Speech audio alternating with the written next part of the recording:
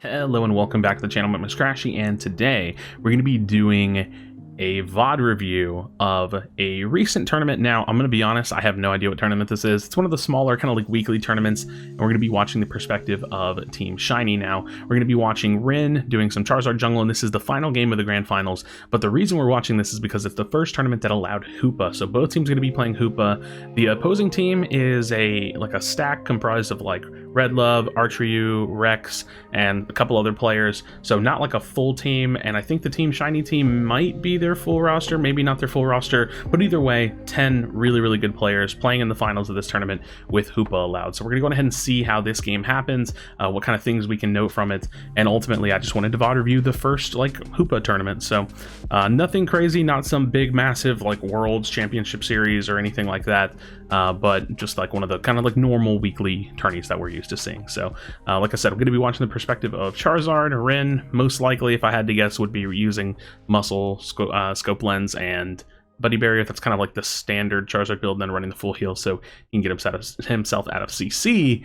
But if I did hear correctly, I believe Mike Spam is going to be using a Trick build with Hoopa. So we're going to see how that actually works out. Now, this is game 2. So we're going to be just watching this one game as they close out the series.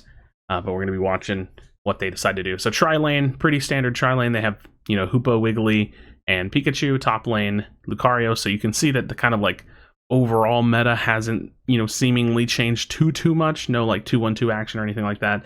And the opposing tri-lane is very similar. They just have the Slowbro and the Venusaur as opposed to the Wiggly Pikachu. So a little bit, you know, deviation in composition. The enemy team has a jungle Greninja, I think, if I remember correctly, and then they have Archery playing their kind of like standard Greedent. Archery is a very well-known Greedent player in the NA scene. So, all right, we're seeing Retsu's getting that level 5. Rhinne hanging out on the goal. So Retsu going to get that level 5. He's going to leash that for him just to help him speed up that damage a little bit to make sure that he can get that in time. So Retsu has level 5, Rhinne has level 5, and this is the big like top lane 2v2 that happens really early on. So see how they decide to take this fight.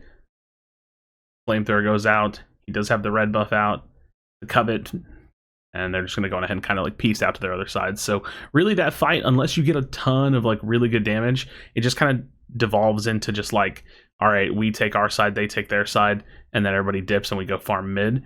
We're seeing an aggressive play to go straight to bot lane and turn this into a gank. So really cool heads up play there. He uses the flamethrower like straight into the what is it, the citrus berry or whatever it's called, and that's actually a huge play because not only does that turn into you know, 3 kills and like big pressure on the enemy jungler, our 4th kill.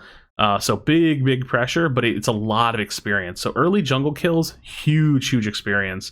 So the race to level 9 is definitely in their hands right now, as they're just going to go ahead and back up, and he'll most likely go straight into his jungle. So the bottom lane looks like they've been doing pretty good. So even him like leeching some of this farm, even him just staying here, if they get that kill, like it's just more free experience right now. And Arshu is actually jungle invading, so Rhinne just kind of like using his team and leveraging their strength to stay ahead.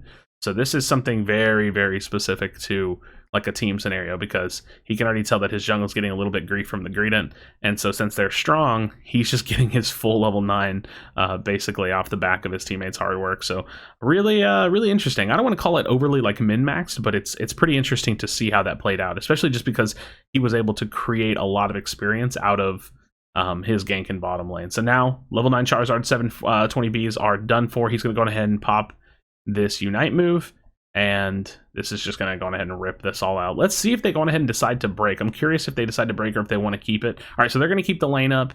I think that both teams might be using Trick Hoopa, because I haven't seen... Oh, no, that's not right. I don't know why I just said that. The right side team is using hyperspace hole, but I haven't seen like a portal from lane to lane. So okay, they actually get the dread stolen. So we'll see how, yeah, so there's the hyperspace hole, but I haven't seen like a lane to lane jump. So they're gonna go ahead and shove them out. We'll see if they jump back. There's no way they jump back, right? That's a scary jump back. I'm not sure if that was advisable, but we'll see if they decide to break this, because I kind of feel like maybe with hyperspace hole Hoopa, I mean, if you're in the lead, I guess you just stay in the lead and then you can farm. But if it's like an even game, maybe consider breaking. It's kind of the thought process I've been having lately in order to like, you know, kind of remove some of their options. for porting and having that quick response time for things. But top lane Dread gets taken, whatever. Doesn't really matter. A lot of Western teams don't really play, or Rotom, sorry. A lot of Western teams don't really play with emphasis on Rotom. They just want to farm. They want to stay aggressive and holding the bottom lane for farm. And they're going to get this low down to like 8 points, most likely. They're going to get the Rotom down to 8 points and then most likely let it crash in. So instead of giving a 20-point cap, they'll give it down to like 8 points. So 550 Bs are here, Rhinne contesting that. So you can see that. That's calculated. They're going to go ahead and let that cap in. That's going to give them a lot of farm. It gives them one less tower or one less gold that they have to worry about. And now Rhinne is playing in response to bot lane. So bot lane getting kind of dove. They do have some Unite moves here. We'll see if they decide to use it. And he just going ahead and cuts off the Greninja. So he might be able to get this kill here. Nice, with the help of Retsu. And so they're really just... He's really just kind of rolling here. He's definitely going to score here because this overcap is just huge and the timing for it is pretty good, considering that the next Dreadnought is coming up. And as long as they don't lose like a ton of turn-in or something top lane, they're going to be fine. It doesn't really matter. So they're in a very, very strong power position. He's level 12 and 3/4 at the 5-minute mark. So tons of experience going his way. They do have the Hoopa Unite move, so he doesn't have to be overly pressured to be in Dreadnought right now. So there's the Hoopa Unite move. He's going to instantly go to it because that's pretty much his out. And I like that he instantly pulls away because you kind of don't really know what you're jumping into. Very patient with the Charizard Unite move. I think that's really, really important.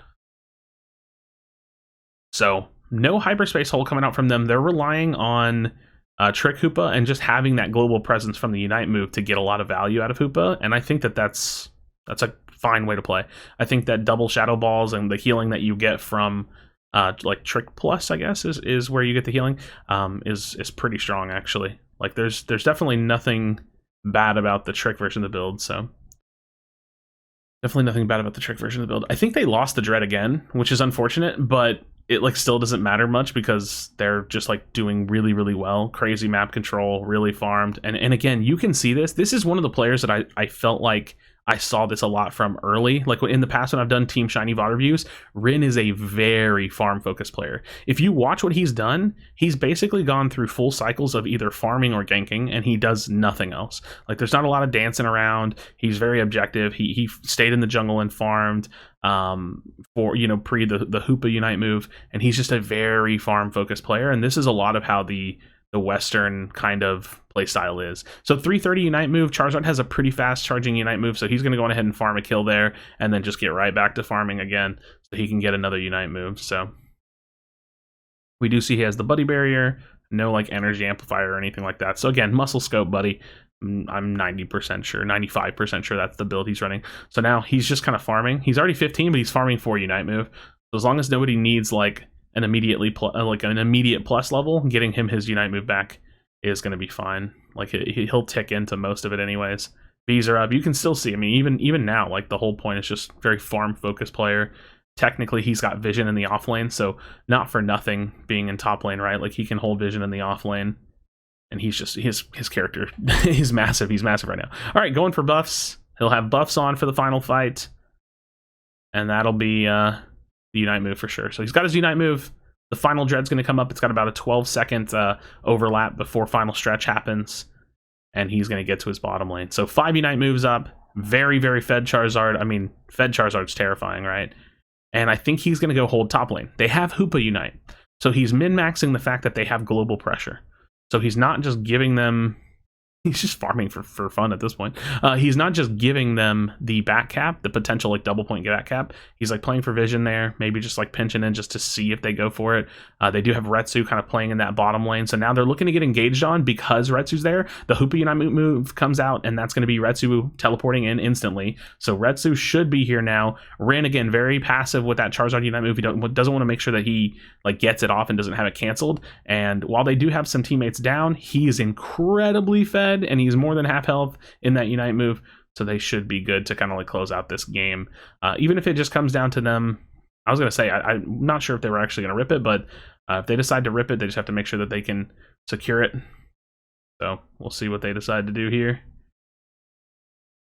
All right, and they secure it. So a little flippy with the greeting around. They had Retsu holding the pup, so he was like looking to secure it. Rhinne actually ends up getting in, and oh my gosh, this is probably one of the more like fed Charizard games I've seen him play, where he's just super dominant. So the back cap coming out from Retsu, sending like the one player that can cap, and then having them just like initiate the team fight, still keeping their mid-map pressure without having to like allow a flip to happen, because they don't want to be too passive waiting for Retsu to get back, or like waiting for like a safe teleport. If they're too passive, then the enemy team will turn it into a coin flip and potentially win the game.